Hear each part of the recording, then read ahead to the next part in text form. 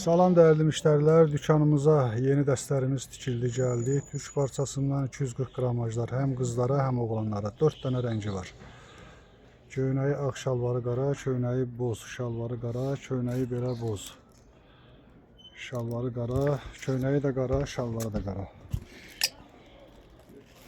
Yaşları 9 yaşından başlayır. 9, 10, 11, 12, 13, 14, 15 yaşına kimi var.